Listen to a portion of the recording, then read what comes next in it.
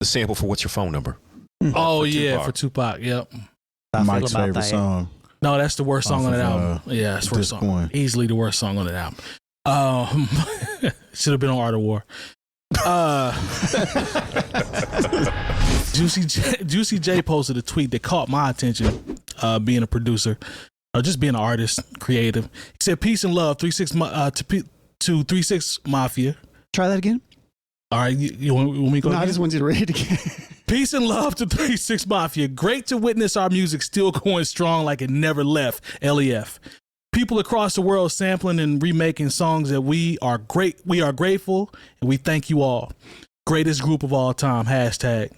But Juicy J is basically saying that he loves that people are sampling and remaking 3-6 Mafia records. Now, that's cool. But the artists from, what do you think the difference is? Because the artists from the 70s, 60s and 70s, they seem to have, some of the artists, not all of them, but I feel like it's more with the artists of that era that have an issue with the sampling versus a lot of these 90s R&B groups. Exactly they like it's cool. Is it the bread?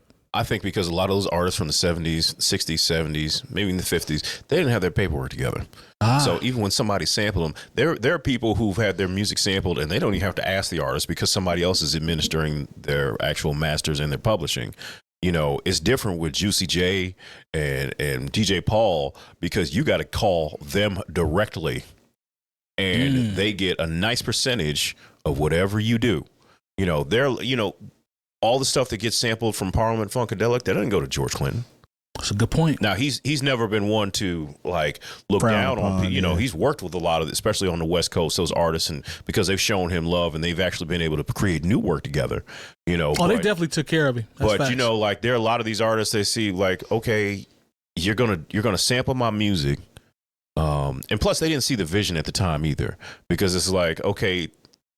This what is this trendy rap stuff? They just there was the whole everything sample just seemed like stealing, and it wasn't actually part of the creative process of music, and so there was a reason to look down on it at one point. But now, if you're an artist and you say, "Oh, Jay-Z wants to sample me," word, okay, I'll be able to put my kids through college off of that. Where do I sign? Exactly. So I think partially because back in the day the artists did not have their paperwork together, and so they weren't even reaping the benefits of being sampled.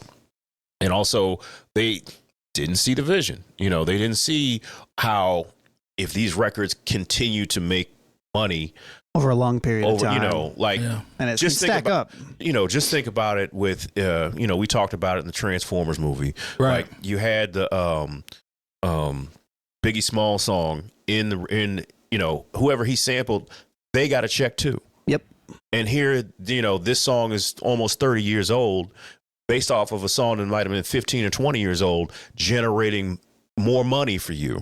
But, in 1987, you couldn't see that far down the line to where, this could be mailbox money for me if I just go ahead and let these artists sample my music. But you hear about artists that I assume, now I don't know, but I assume have their paperwork and stuff together. Stevie, for an example, you got to go through hell to sample one of his records. Well, he just says Steve, he wants to have because he wants to know what it's about, creative control. Right. You just can't curse too much. It can't be something. Aretha Franklin was that way. Yeah, but Prince was that way. Prince was that way. But that's just that's them saying, okay, you can't do this to it. I'll clear it if you change this, that, and the third. Right. Or, I still want to have some input on my artistry. Once again, you're talking about three people. They own. Yeah. No, I'm just saying if we want to do era comparisons, and I think they understand. And it's different genres too. Because Stevie, he's cleared a whole bunch of stuff. Yes. Yeah. If it's done the right way. He's featured on Travis Scott's album. True. He's done harmonica and played some instruments on other artists' albums. But he heard Me and My B from Notorious B.I.G. is like, oh no, I'm not clearing that. Yeah. I could dig it. I see your point. I mean, Juicy, look, the way I'm reading this tweet, it's like a badge of honor. Like, hey, y'all keep going. I mean, you got to listen. Y'all. So we're talking about Stevie.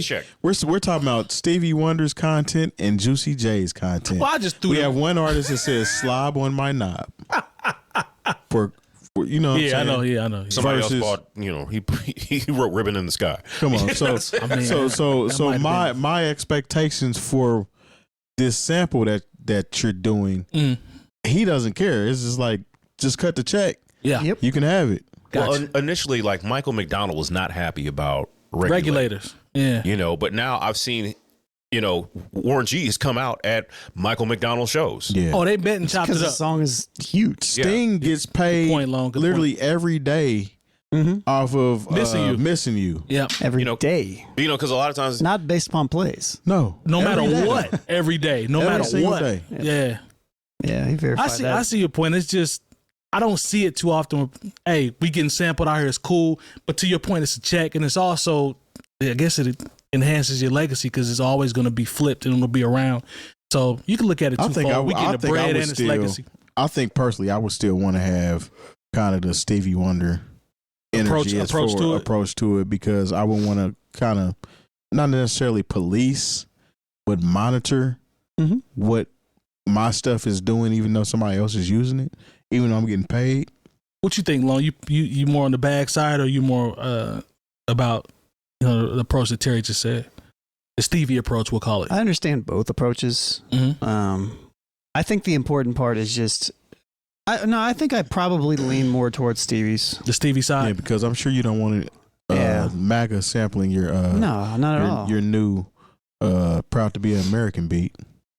No, I don't. Yeah. Right? And so I don't know. I the only thing that I would say to add to what you guys have already said would be, even though he says this, just make sure that if you do sample 3-6 or Juicy J, that you still get clearance from him. True. And that you're still following suit with everything, because even if it's not an open invitation to just. No, Juicy J and them got lawyers, so they know. They definitely got lawyers. 100%. Yeah, so do your due diligence. It's one of those things where, yes, fine, seek them out. Just make sure that you do follow up. Yep.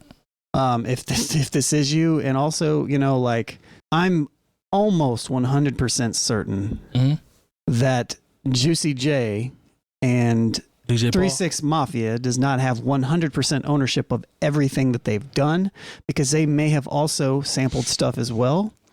Right. They have. And so you have to. There are some known samples, but for sure, but you have to keep those things in mind as well. Like, that's a good point. And just because an artist says, "Hey, you can use my stuff," it doesn't necessarily, is it owned by a label? Because if an artist says that, cool, the label still owns half of it, or a percentage of it that you still have to clear. So yes, it's cool that he says this, but at the same time, just make sure you're still doing your due diligence and you're following up. And, I think sampling is a lot easier now than it used to be. And, especially with stuff like TrackLib and stuff like that, they make it easier. But still do your due diligence.